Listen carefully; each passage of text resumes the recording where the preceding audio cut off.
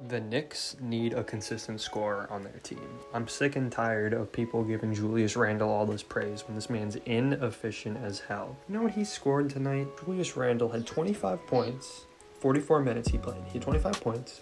He was 7 of 21 from the field, 10 of 10 from the free throw, but 1 of 5 from the three-pointer. And this guy's supposed to be their star. Like, yes, RJ Barrett is here. He also had a very inefficient night. 24 points, 8 of 19 from the field. He did a little bit better from the three with 5 of 9. But seriously, man, like, the Knicks really have to, like, rethink who they pass the ball to. Why is Obi Toppin only get 3 minutes tonight? Why does he not play? Why don't they start Obi Toppin? Like, Reggie Bullock's a good player, but off the bench, he'd probably be more effective. And Emmanuel Quickley, he's one of those players who I enjoy watching as well, but also had a piss-poor night. I guess the Knicks are lucky that the Spurs really aren't all that this season. I mean, like, DeMar DeRozan is always going to be putting up at least 20 points. That's a given. He had 27 points, 10 of 18 from the field, but didn't take any threes. Keldon Johnson, 13 points, 5 of 11 from the field. Not very great. Lonnie Walker, 12 points, 5 of 13 from the field, 2 of 6 from the three. Like, Patty Mills, Rudy Gay did horrible. I mean, this wasn't the best game to watch, to be honest. The Knicks just pissed me off so much. Like, yes, they clinched the playoffs. They're in the playoffs, but they're not going to get very far with this fucking team. That's all I got to say about that. Another game I'm going to talk about tonight is the Heat 76ers. Joel Embiid, I don't know what's up with him lately. I mean, like, this is the team that's first in the East. Really? 6 points, 3 of 9 from the field, 0 of 2 from the three. He had 2 steals, yeah, but Joel Embiid is expected to. Only had 2 points, 1 assist. Like, he was on the court for 25 minutes, the exact same amount of time as Seth Curry, and Seth Curry had more points, more rebounds, the same amount of assists, made the three 2 out of 4 times, 3 of 6 from the field. Like, come on. Really? Ben Simmons, Defensive Player of the Year with 0 steals, 0 blocks? Like, yeah, okay. Tobias Harris, probably my favorite player on this team. And Shake Milton, of course. Shake Milton's a lot of fun to watch. I also really like Tyrese Maxey on this team. Tyrese Maxey's a very fun backup point guard. I think he will, over time, develop more as a player, but as of right now, like, he's pretty solid on the Sixers. But yeah, Sixers had a terrible game.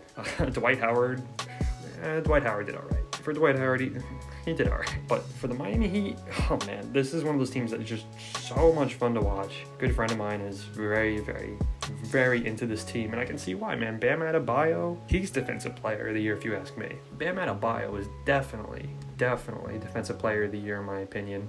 But I also want to just say, like, Jimmy Butler is one of the most consistent players in basketball right now, and if you want to argue with me in the comments, you can go ahead. The dude, 21 points, 10 from the field, 5 of 5 from the free throw, and he was perfect. 4 out of 4 at the three. Jimmy Butler's a great guy, man. Good guy. Kendrick Nunn, Tyler Hero had a good game. 18 points, 6 of 13 from the field, 4 from the three. I mean, Tyler Hero's good, but he's inconsistent, but he's also a young player. Like, people need to cut him a little bit more slack. Like, give him room to grow, and he will. Don't put all these expectations on him that he's the best just because Jack Harlow made a song about him. Like, give him some time. Of course, Goran Dragic, the Dragon of the East. 15 points, 5 of 12 from the three. 15 points, 5 of 12 from the field, 1 of 6 from the three. Not a great game for him, but still 15 points off the bench for any player I think is solid. I gotta shout out my man Adonis Haslem.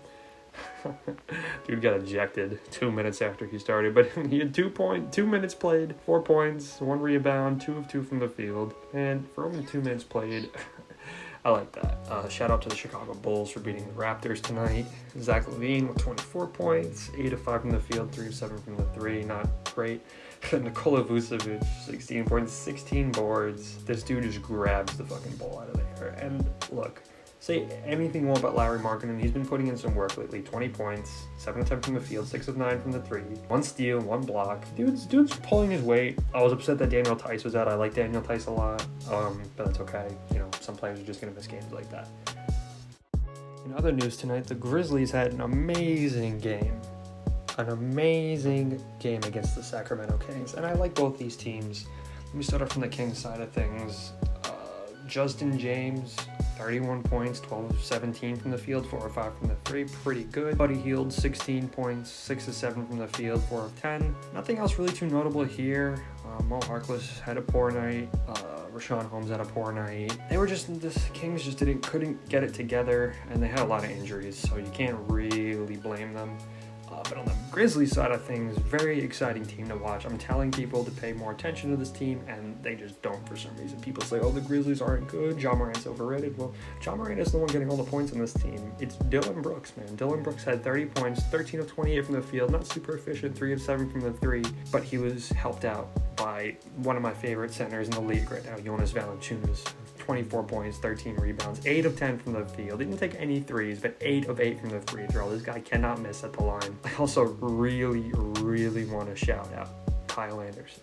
I've been loving Kyle Anderson playing lately. Whenever he's left wide open, he makes those shots. He only had 14 points. He was 5 of 6 from the field, 3 of 4 from the 3. And he had 2 blocks, man. 2 blocks. His arms are long as hell. It's really fun to watch him play. And there are rumors that Jaren Jackson Jr. might be traded to the Knicks. I mean, he's a decent fit, but I seriously think the Knicks need to double down and go for Bradley Beal. He is someone they desperately need. The Knicks, again, need someone who can consistently score. I think Bradley Beal is a perfect fit for that team.